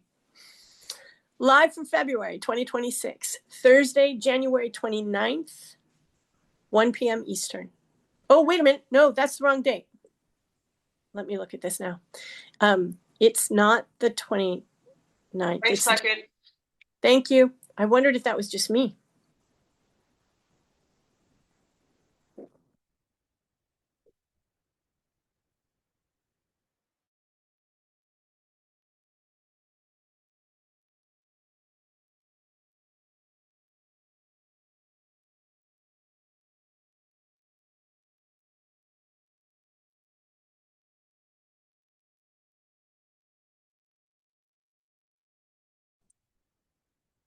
Okay.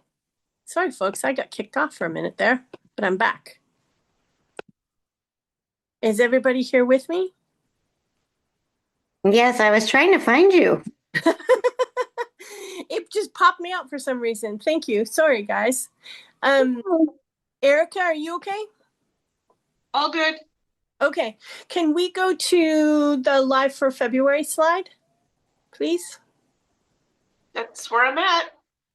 Oh, yeah. Sorry. This is also the opening slide, so I wasn't reading the material. Apologies. For February, it's on Thursday, January 22nd at 1 p.m. Eastern. Okay. Check your own local time. Alrighty. Next slide, please. So, 5-part series. It will be interactive and practical. So we're going to do some practice together because this is all very new in many respects for a great many of us. The deeper story of 2026, okay? There's 5 pieces, and we're going to space them out over the course of the year because we're going to need time to go practice and then come back and ask questions and witness and all that stuff.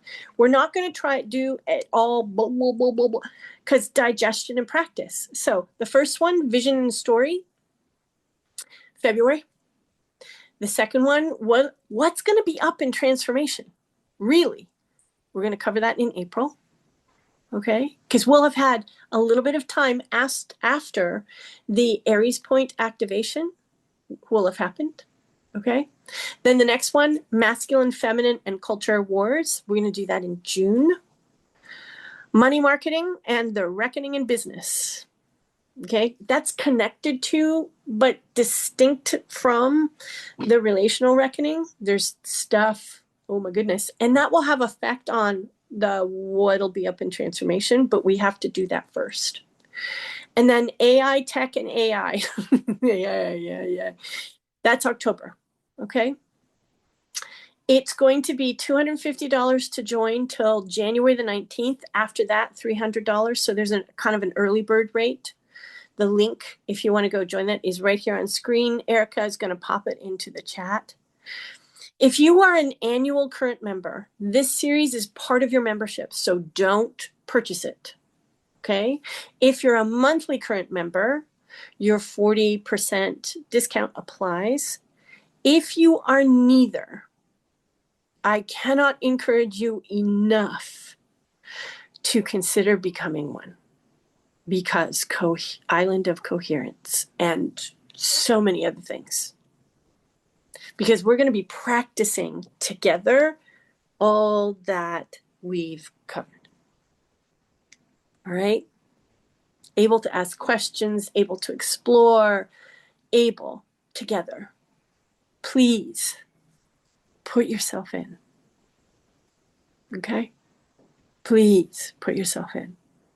And you get the course as part of your membership. If you're coming in as an annual member, so anybody here, still here, an annual member that wants to share what their experience has been like or is like? What's the link to annual membership? If you go to the link that's on the page here or being popped into the chat, you'll see it on the page, Kalita. It's a purchase option. Okay. Yeah. So anybody here from the current who wants to share about their experience or what it's been doing for them? Susan's just popped something into the chat. Anybody want to speak it aloud? Hi, Lisa. This is Karen. Hi, Karen. Oh, I'm so glad you're here, woman. Thank you. Thank you. I really loved the Chiron course you did this year. For me, that was worth the membership just in that course. And I loved the deeper story. I think we did a deeper story last year too. Yep. And so I thought it was totally worth it to be in the current, and it's really been helpful for me. So just wanted to say that all those courses that are available. I haven't even done the moon course yet, but I'm planning on it. So thank you for all that. You're very welcome. And I'm glad you brought up the Chiron course. So thank you for saying that. Because Chiron's shifting into Taurus, there's going to be a new chunk that gets added to that course. No additional charge. Okay. Kate, Erica, do you see Kate's question? Yep. Kate, email me at concierge@thesoulmap.com and I will get you all the information you need. Sylvia's got her hand up. Oh, cool. Sylvia, hi. Hi, Lisa. Thanks for wow. Ooh, what a year. I know. I thought this year was something. Yeah. Ditto. I see now it was just a freaking preview. Right. Exactly. Yeah. But I want to say about the being part of the current. What stands out for me is this whole thing around sense making, that the ability to have these conversations and to gain a deeper and more grounded experience of sense making relative to what's happening with the planets, how we can partner with all these massive energies, and then how that's actually showing up in our lives. Yeah. It makes a huge, significant difference. And not just in the ability to negotiate these waters, but also to actually have some sense of inner peace relative to being able to negotiate them, to not always be in a state of constant agitation. Right. Huge difference. Boy, thank you for saying that, Sylvia. I find I have the chance to work with this all the time. And having an understanding of the context and in a way that helps me make sense of my own reactions or stirrings, or helps me come from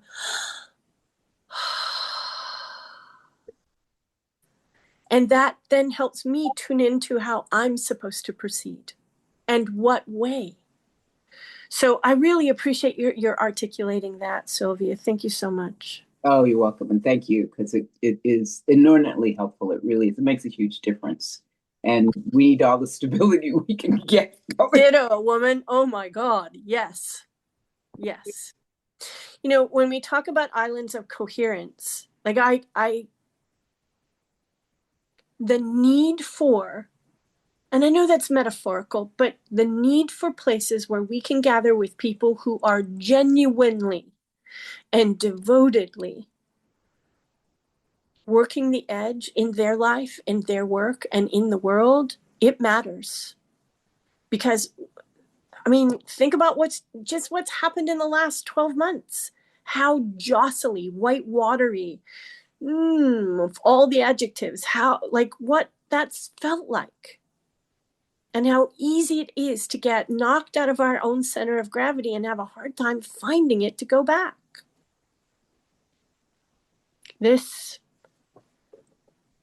Having islands of coherence, where there's shared language, shared understanding, shared commitment, it's going to matter in ways I don't even have words for. So if you could use more of what these women have shared, please consider it.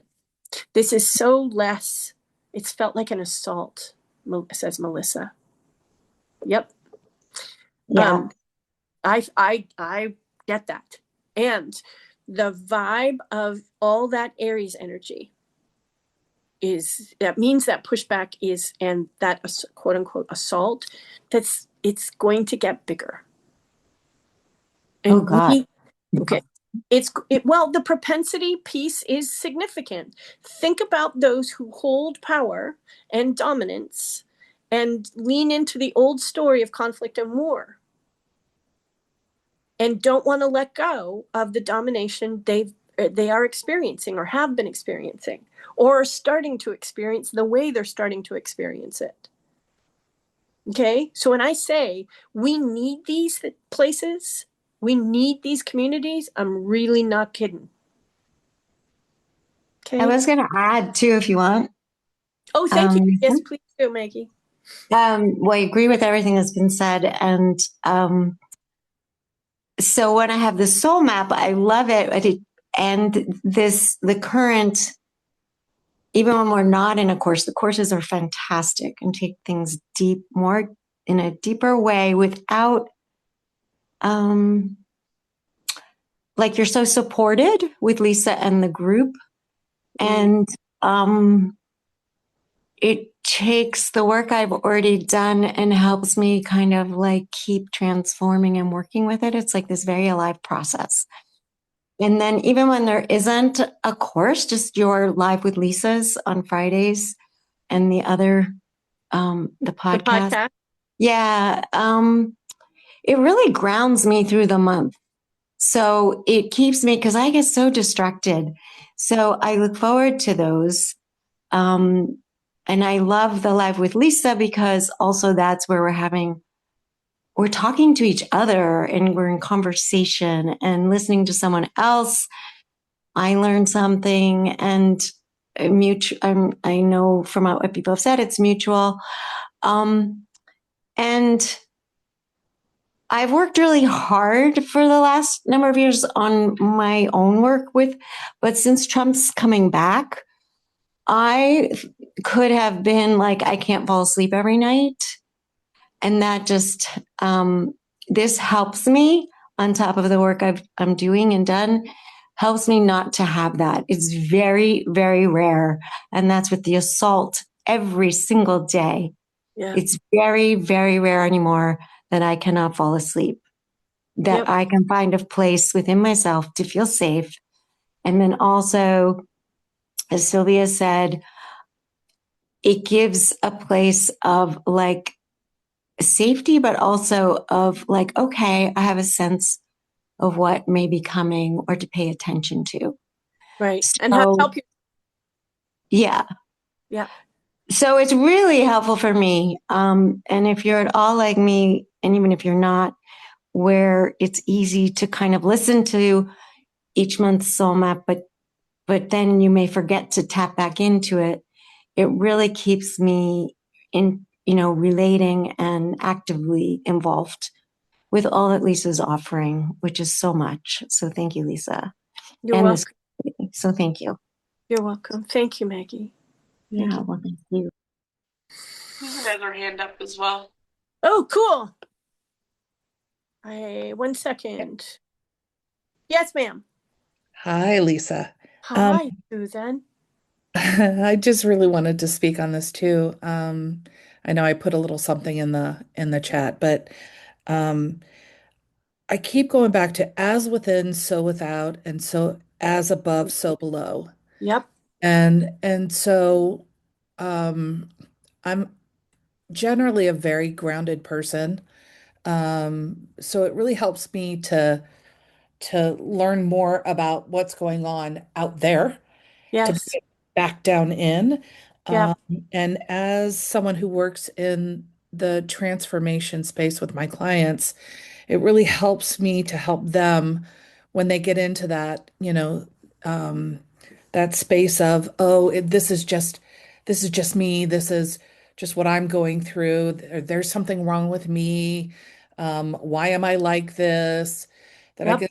I can give them different perspectives, and say, no, what if this is not just you? What if this is Yep. something that's happening all over the place and this is just your portion of it?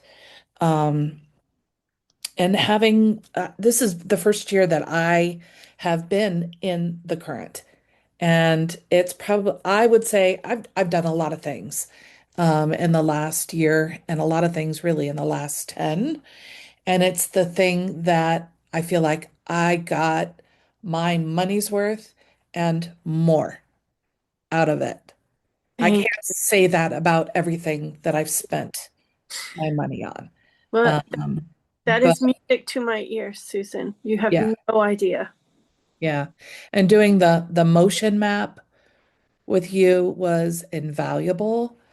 Um, and just having that support on the monthly and going into those deeper conversations that we do in the current has been incredible. That's so good to hear, Susan. Thank you. And thank you for mentioning the motion map, because can we flip to the next slide, please, Erica? There's 3 left, people. There's 3 spots left. So if you've been waiting, please know there's room, there's still room for you. Now, ordinarily a motion map is $495. Seasonally, I offer 30 seats at $300, take almost $200 off. When the last one's gone, the last one's gone, but there's still 3.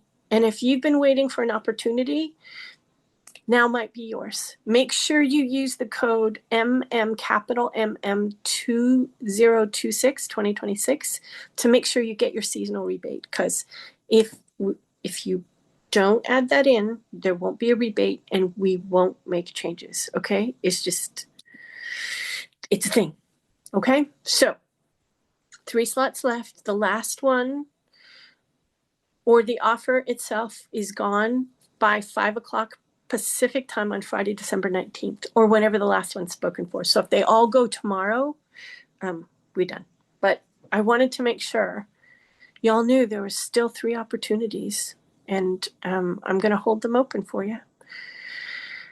Alrighty. And don't let that stop you from putting yourself into the current, okay? Just please put yourself there. Bye, Marilyn.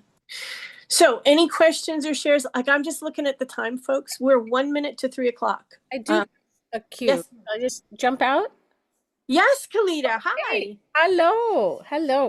I'm operating at the 4th degree. Could you, if you described that, I don't remember, or maybe could you say something about that again? Yeah. Erica, could you go back to the slides, the 2nd and 3rd formation in July, please? So the thing that's really extraordinary about both of these formations, and just in and of themselves, are just off the charts. Yeah. Okay. Yeah. But when you have the planets, or the bulk of the planets, creating the formation, residing together in their own respective places in the 4th degree, it's a call to stable creation, stable transition, stable transformation. But it also means that you got to put in the work. The door's wide open, and this one in particular, like, this is just off the freaking charts, powerful. Yeah. But you have to be with it and listen to the way that your life is calling you to lean in and work with the energies. Because if you don't, you will be inert. You won't move. Mm-hmm. And if you do move just kind of from passive, impulse, Yeah. what you will do is create from proclivity. And that will not help you create stably. Does that make sense? Yes, the meaning makes sense. I think I just got caught up on 4th degree of what? It was just that. The meaning and how to show up makes sense. Right. It was just the planets, the core planets involved in creating this formation are in their relative positions. Each of them is at the 4th degree of the sign they're working in. Oh, like literally like 4 degrees Aries. Yes. And guess who has a bunch of personal planets either at 4 or really close? Uh-huh. This chicken. Uh-huh. Okay. Uh-huh. With the amount of what's going on in July, it makes me think to plan structures of transformation and offerings for that time. That, I mean, it makes me think that. Anyway, I mean, or do you think it's too much? I don't know. I'm just trying, sometimes I wonder, is it the time to plan something? Is it the time to offer something? So don't come from here. Okay. Where do you live and do your work from, Kalita? Oh, my buddy. Okay, I'll check in. Okay, good. See, and that's old air. It teaches us to live from here. That's not going to help anybody. No. Okay? Okay. And I'm not saying air people don't use your brain, don't use your intellect, don't come from there, but come from there in balance with. That's why there's a couple of percussions this year that are balancers and attempting. And same with Mercury. It's like all in waters. Like, why? Because we're trying to help ourselves use this, but not be driven by this the way we've been taught and conditioned to. Yeah? Yeah. Okay. And I just want to say, Kalita, thank you for saying what you did, because you're a powerful agent of transformation. And if that happens for you, it's going to happen for all of us. You mean that coming from the old way? Yeah. Yep. Yeah. Yep. Yeah. So, again, islands of coherence, my friend. Islands of coherence. Please put yourself in, even if it's not the current. Although I would prefer it is, because I want to hang out with you more. But do yourself a favor and increase the amount of time you invest yourself and spend time in islands of communal coherence. Yeah. Because it will help with this. And every one of us is going to need that. Yeah. Thank you. Okay. So part of the old era is lone wolf. Yeah. That's not going to help nobody no more. Oh, yeah. Yeah. Nope. Yeah. Okay, good. Thanks, Kalita. Yes. Karen's got her hand up, Lisa. I'm sorry, who? Karen. Hi, Lisa. Hi. So I largely want to say hello to everyone on the call. Certainly to you, Lisa. It was probably 15 years ago when there was a workshop in New York State that I met you at. Did some private work. Then you came to New York City once and we got together over lunch and I met some of your friends. So now and then I come to your live gatherings.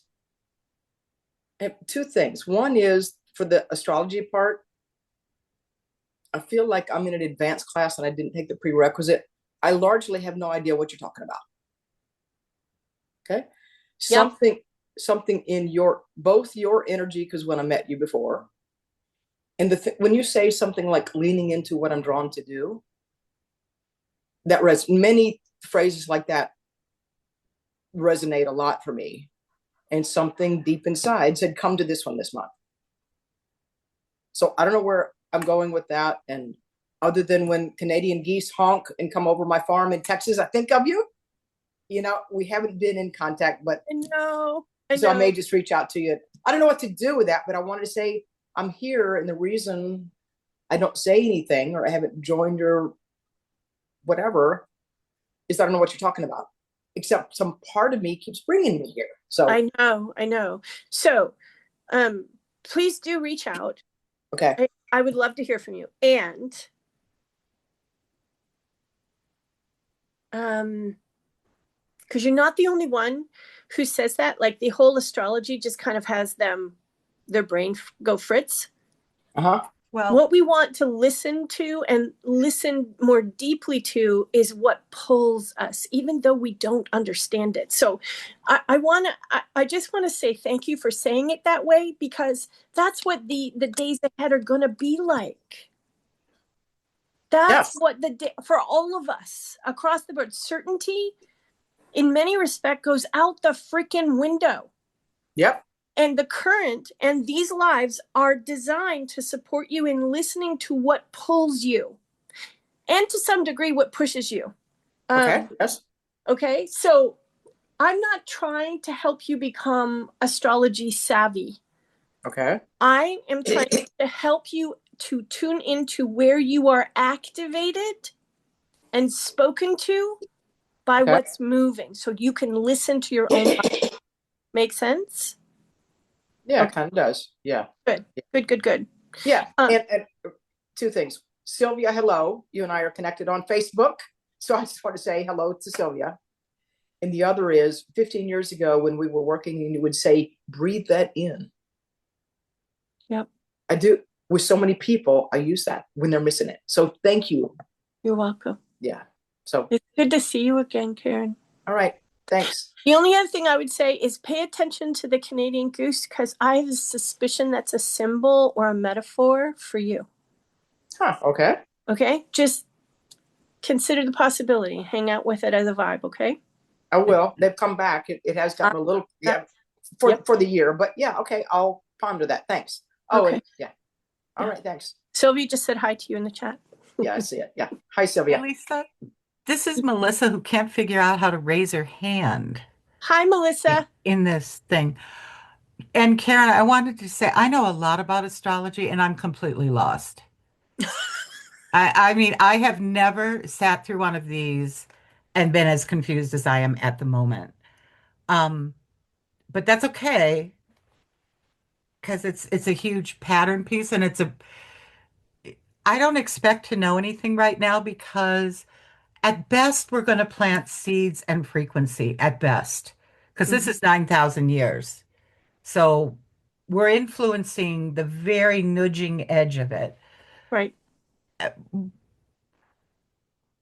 And what I've been called to in the last couple of, I'd say maybe 2 months, is not only do I not think I know anything, which for me is very rare, but I'm going back and rereading just volumes of stuff that I read in the 70s, because I'm much older now and I'm getting incredible new insights. So while I'm looking at all of this new age stuff, I'm seeing it from from an eldership perspective. And I guess that's all I wanted to offer is I like this idea of percussions, because that's kind of how I feel. I feel like a gong, and before I hit my frequency out into the world, I want to tune that gong, or even decide if it's the right one to hit, like Right. the right note. Right. And so what I find myself doing is I'm not second guessing myself so much as I'm questioning the platform from where I'm speaking. Right. And it's changing. So I can't wait to my motion map, because I'm probably going to hear this in spades. So that's all I had to say. I'm looking forward to spending an hour with you, Melissa. Me too. Thank you for sharing. I appreciate it. Yeah. Anybody else have anything they want to offer or share? Anybody's hand up that I haven't seen? We're going to have a lot more room and space to explore things, because I know, like, even preparing this, and I've been preparing this for months.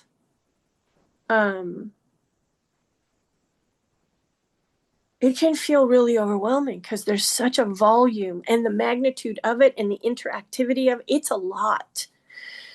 In the course, or in the series, and throughout the year, we're going to have time to talk, to explore, to just all of it. So if you're kind of feeling overfull or overwhelmed, or I don't understand, just know that that's part of it. And that's why the series is designed the way that it is. So it gives us room and space to interact with what's occurring, with what's moving, and with what's moving in us together. Okay? It's just hard to be here in the daytime. If there was some kind of way to do an evening class every once in a while, that would be useful. Okay. I can't promise that, Melissa, but I'll No, I find. know. Yeah, It's just why I'm not there. I get it. The other thing I just wanted to I've been waking up with these kinds of dreams, which is I'm very, very aware of what's going on in the AI world. And it is going to take the kind of miracle that I'm not sure can happen. I want it to stop it. You cannot stop it, Melissa. I just want you to know it's not supposed to be stopped. It's supposed to be partnered with. And that's part of the challenge of our times. Well, So, but I think that's what I'm meaning oh, okay. because So, there's a way to do limited AI that serves humanity. mhm. And there's this other thing that is being developed, which is uncontrollable and extraordinarily dangerous. And either one pops up is the world we have to deal with. So my question is not so much question, but I'm questioning the islands of coherence makes sense because that's how you stay sane. But I really do feel like this is a local movement that in a sphere of influence where, how do I want to say this?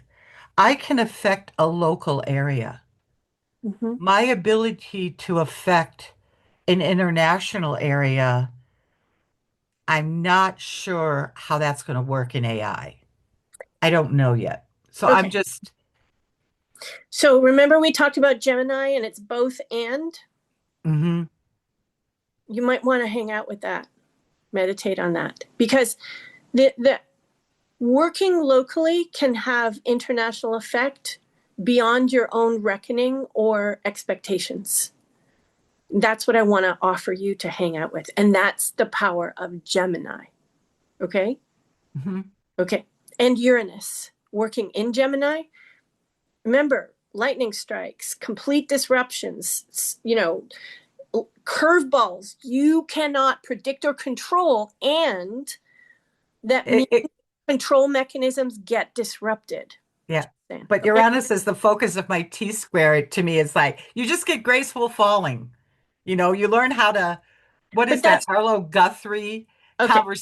as he's falling off the cliff, he's writing a song. Yeah. And it's like, yeah, how do you deal with creating in free fall when the world around you is constantly shifting, which I think is what that Merkaba is. The Star of David? It is to degree, but it's more than that. Remember that all our symbols, and they're grounded in the old era, they're going to take on new significance, more potency, and wider meaning than we currently understand. Well, And okay. so But the hang on, hang on. Merkaba is the transitional vehicle into the new life. I mean Yes. that it's never stays in shape. It Okay. never stays anchored. It's And multidimensional. right, it is multidimensional. And what we understand about it has been limited to the constraints of the frameworks of the old era. There will be understandings that emerge about it and how to work with it that are going to blow our minds. We can't predict it. That implies a degree of control and certainty. It's just not going to be that way. And the last thing, and then I'm going to say, let's talk about this when we get to your motion map. Your map is your map, but the map for the world with all this moving around is not that. It has its own motion. It has its own energy. Of Your course. map is going to interact with that, but your question is specific to you, not to the whole. And I just want to underscore that for all of us. My map has its own pull in some ways. So when you say you're talking about your T square, I'm like, well, okay, and what Oh if? no, I was making a joke because Oh, as having Uranus as my T square, which I would not really recommend, it's just you fall a lot. You just learn. I call it you get graceful at falling Because if you resist it, you're going to get hurt. Right. And that's part of the And that's catalytic mine. Right. energy of your progressions Right. along your master path. I mean, it's supposed to be Right. there. It's wise. It's intentional. All those other Yeah. things. And yes, I cannot wait to talk to you during your motion map, my friend. Thank you. Thank you. Thank you. Anybody else have anything they want to ask or share? An aha. There's about 10 of us still left. Or are we feeling full and complete today? Full and complete and in thought. Yeah. Yeah. I hear you. And Yep. I just wanted to say thank you, Lisa. The way that you put information together is so exquisite. And it's just, I make up the story that it's you living your divine design. And you do such a wonderful job.